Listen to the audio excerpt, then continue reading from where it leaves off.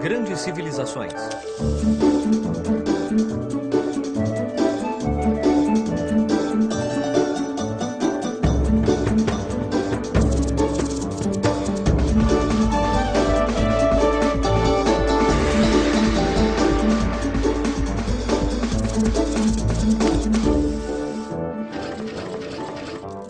A Grécia Antiga, primeira parte.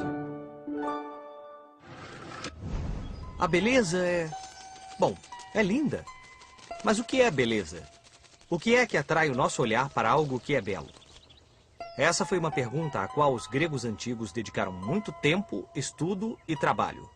Os antigos gregos acreditavam que uma vez que os seres humanos são os únicos seres vivos capazes de apreciar a beleza e os únicos capazes de criá-la, então a beleza pode ser encontrada dentro de nós e criada por nós. Além da habilidade de criar beleza, os seres humanos também podiam criar virtudes. A virtude é uma capacidade especificamente humana e consiste em querer alcançar a perfeição em cada aspecto da vida. Ou seja, os seres humanos deviam cultivar a beleza e a virtude, e essa era uma ideia muito profunda. Aliás, se há uma coisa que os antigos gregos fizeram bem, foi desenvolver grandes ideias. De fato, muitos dos princípios da sociedade moderna e o modo como o mundo é visto e pensado hoje foram influenciados por essas pessoas que viveram no mar Egeu há 2.600 anos. A Ilíada e a Odisseia. Existem duas histórias muito importantes que contêm a essência do espírito grego. Tcharam! A Ilíada e a Odisseia. Assim como alguns filmes ou livros são hoje muito populares, na Grécia Antiga, estas foram as histórias que todos contavam. Eram histórias épicas, com antigos guerreiros que usavam armaduras reluzentes e capacetes de bronze decorados com crinas de cavalo. Eles lutavam bravamente uns contra os outros pelo amor de uma bela dama. Obrigado, obrigado. Eu sou Homero e não só criei as maiores histórias do meu tempo, mas também escrevi muitos poemas. Eu não sou demais. A Ilíada narra a história de uma famosa guerra, a Guerra de Troia. Ela durou 10 anos e começou com um concurso de beleza. Acontece que Paris, príncipe de Troia, foi nomeado um dos jurados para eleger a mais bela das deusas.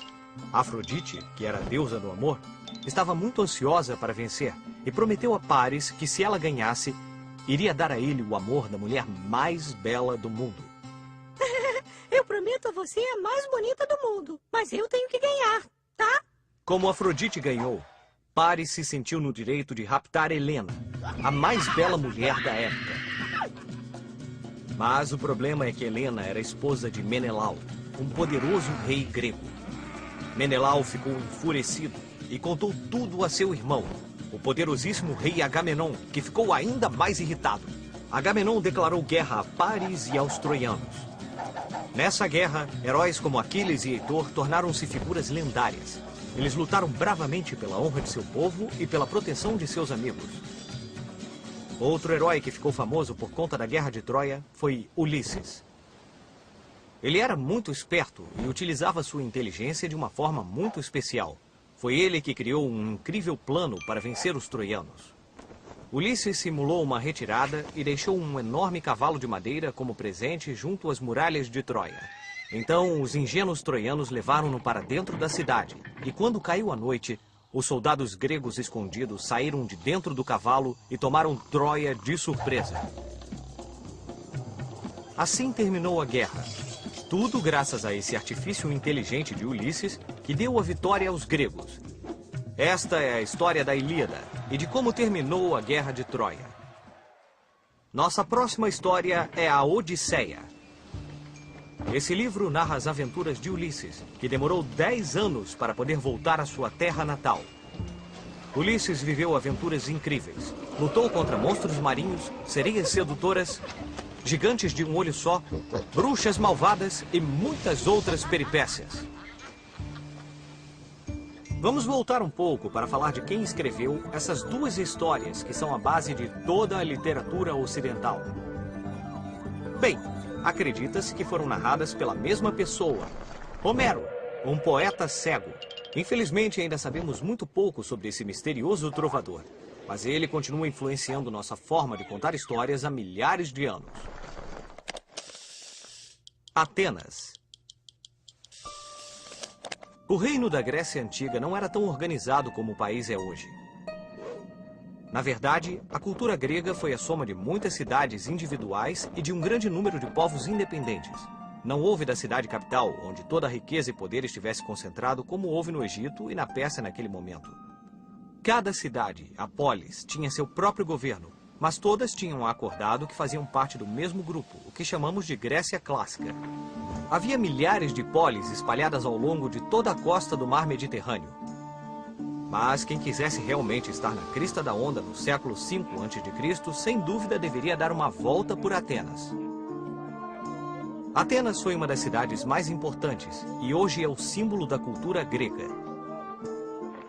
A Acrópole era o lugar onde se construíam os edifícios mais importantes.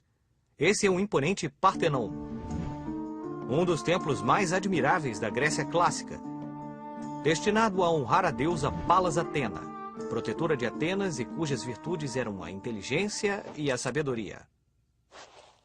Esse monumento foi construído como parte de um grande projeto de Péricles. Eu não quero me gabar, mas eu, Péricles, sou o maior governador que Atenas já teve.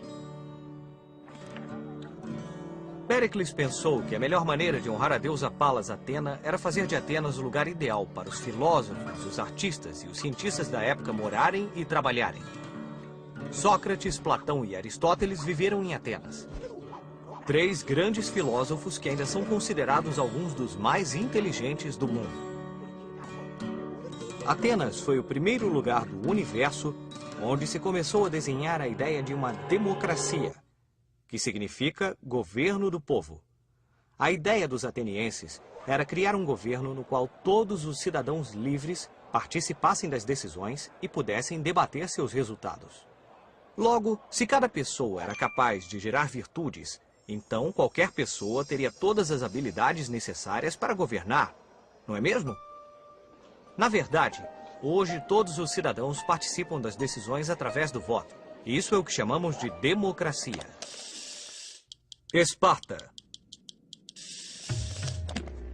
Na península do Peloponeso viviam os espartanos, um povo temido que dedicava sua vida à arte da guerra e cuja maior virtude era a valentia. Se você fosse espartano, sua preparação para a guerra começaria muito cedo na vida. Para começar, por lei, os espartanos deviam ser fortes e saudáveis. Em outras palavras, se alguma criança nascesse com algum problema físico, seria jogada de uma montanha e deixada à mercê de animais selvagens. Mas se tivesse a sorte de nascer sadio, começava desde muito jovem na escola de combate. E a participação no exército começava aos 20 e ia até os 60 anos. Cara, esses espartanos eram bem valentões como super-heróis. Isso não é nada. Basta abrir um livro para descobrir mais sobre uma das maiores histórias de Esparta. Durante as Guerras Médias, em 480 a.C., um imenso exército do Império Persa, liderado pelo rei Xerxes, quis invadir as cidades gregas. Apenas 300 espartanos, liderados pelo rei Leônidas, enfrentaram milhares de soldados persas. Apesar da esmagadora desvantagem, os 300 valentes espartanos conseguiram conter o avanço dos inimigos e assim houve tempo para que os outros gregos organizassem a resistência. Nenhum dos espartanos sobreviveu a este combate, mas eles alcançaram seu objetivo e os persas foram finalmente derrotados. Nossa! Vamos usar nossa bússola do tempo para ver o que estava acontecendo em outros lugares do mundo nessa mesma época. Enquanto os persas tentavam destruir as prósperas cidades-estado gregas, o que estava acontecendo nas outras costas do mar Mediterrâneo? Nesse mesmo tempo, os hebreus estavam reconstruindo o templo de Jerusalém. que havia sido destruído pelo rei da Babilônia, Nabucodonosor II, havia uns 100 anos. Nabucodonosor havia capturado os hebreus e os fizera escravos. Mas um dia vieram os persas e os libertaram. Os mesmos persas que queriam destruir os gregos? Isso, esses mesmos persas.